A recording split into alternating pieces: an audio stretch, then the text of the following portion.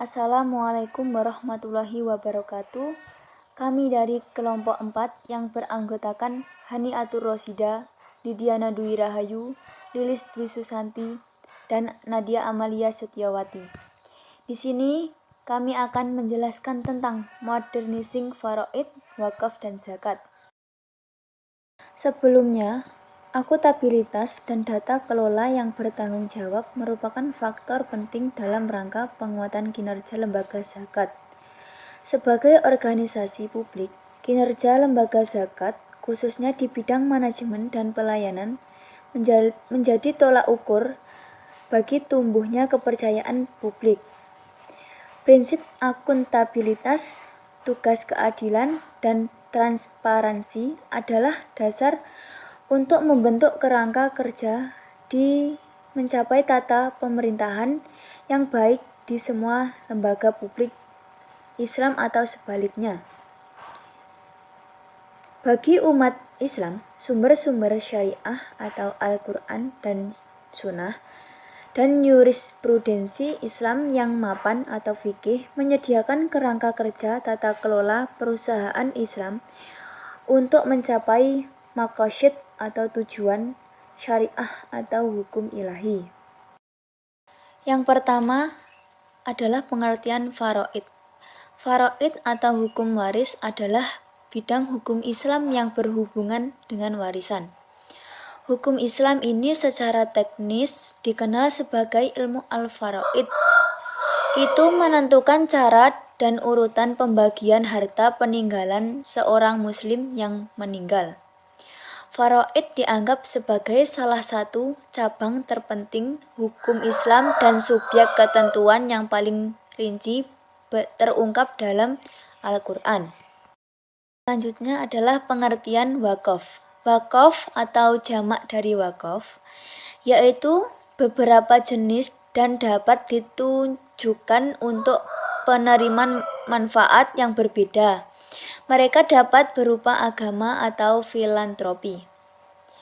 Yang pertama, wakaf keagamaan termasuk masjid, kuil, kuburan, lembaga pendidikan Islam seperti madrasah dan sebagainya. Kedua, wakaf filantropi termasuk wakaf properti atau aset untuk tujuan filantropi tertentu, seperti medis, bantuan, pendidikan umum, penginapan, dan sebagainya. Penerima wakaf dapat berupa anggota keluarga atau ahli wakaf, duri, atau masyarakat umum. Jenis-jenis wakaf yaitu wakaf qari atau wakaf umum, yaitu wakaf yang dibuat oleh pendiri untuk mendukung kebaikan dan kesejahteraan umum miskin yang membutuhkan dalam masyarakat. Kedua, wakaf duri atau wakaf keluarga, yaitu wakaf yang dilakukan oleh pendiri bagi anak, cucu, sanak saudara, atau bagi orang lain yang dia tentukan. Ketika ahli waris meninggal, aset wakaf akan dialihkan untuk kesejahteraan umum. Dan ketiga, wakaf al-mustarak atau wakaf campuran, yaitu wakaf yang dibuat oleh seseorang pendiri untuk mendukung masyarakat dan keluarganya. Lembaga wakaf dibagi menjadi 3 bagian.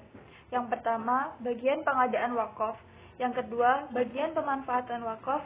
Dan yang ketiga, bagian distribusi pendapatan. Lembaga wakaf harus mendapatkan personel yang sangat kompeten, tidak hanya dalam manajemen tetapi juga dalam keuangan Islam dan manajemen investasi. Lembaga wakaf juga harus dikelola oleh yang berpengalaman, profesional, dengan pengetahuan dan keterampilan investasi yang mendalam, untuk aset yang sangat produktif dan menghasilkan pendapatan. Selanjutnya, zakat. Zakat adalah harta tertentu yang dikeluarkan apabila telah mencapai syarat yang diatur sesuai aturan agama.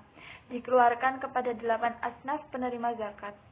Menurut bahasa, kata zakat berarti tumbuh, berkembang, subur, atau bertambah. Selanjutnya, memanfaatkan teknologi untuk faraid, wakaf, dan zakat. Semakin berkembangnya zaman, maka diperlukan sebuah teknologi untuk mendukung modernisasi faraid, wakaf, dan zakat. Salah satu hal yang mendorong adalah dengan adanya digitalisasi data hukum yang merupakan magatan pengubah alur kerja dan model bisnis. Volume data digunakan dalam nasihat hukum telah meningkat secara eksponensial, sebuah pola terlihat di banyak industri lain juga.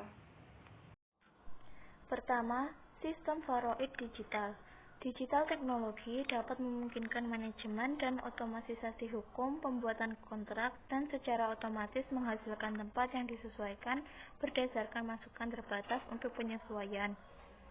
Sedangkan dari perspektif sosial, hal tersebut mengurangi banyak kontrak klaim ketika aset yang telah ditangani dengan jelas melalui wasiah, dan menjadi bentuk penyelesaian sengketa yang efektif ketika transfer hak kepemilikan ditentukan dengan jelas. Kedua, sistem wakaf digital.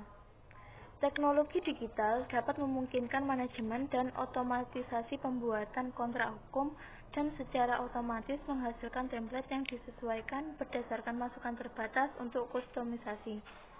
Platform tersebut dapat meninjau dokumen untuk kausa kunci dan non-standar, dan juga dapat mengatur dan mengklasifikasikan volume kontrak sesuai dengan masing-masing kategori untuk lebih baik manajemen kontrak. Dari perspektif sosial, itu mengurangi banyak kontrak klaim ketika aset telah ditangani dengan jelas melalui wakaf nuzriyah, sumpah, atau wasiah ganda, dan menjadi efektif untuk bentuk penyelesaian sengketa ketika terjadi peralihan hak milik, ditentukan dengan jelas. Untuk wakaf, pertanggungjawaban dan administrasi yang baik, terutama dalam umur panjang, diperlukan agar valid dan sah.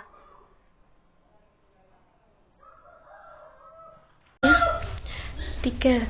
Sistem zakat digital. Dengan mengintegrasikan arsitektur blockchain dengan sistem AL, proses yang kompleks dapat dimekanisasi dengan kerangka kerja otomatisasi, kumpulan data terpercaya, dan integrasi sistem pendukung. Aplikasi AL dan blockchain dalam pengumpulan zakat dan pembayaran. 1. Deteksi penipuan dan mitigasi risiko. 2. Pemrosesan dan mitigasi lebih baik. 3. Model pencairan dan pembayaran baru. Dan yang keempat, transparansi dan ketelusuran. Manfaat proses digital untuk sistem sosial Islam. Yang pertama, membuat proses tradisional Islam sistem sosial yang lebih baik dan lebih efisien. 2. Transaksi terblokir dapat diakses publik dan memastikan bahwa data dilindungi terhadap gangguan dan revisi. Dan yang terakhir, kesederhanaan dan kecepatan eksekusi akan meningkat. Sekian dari kelompok kami. Bila ada kurang lebihnya kami mohon maaf. Wassalamualaikum warahmatullahi wabarakatuh.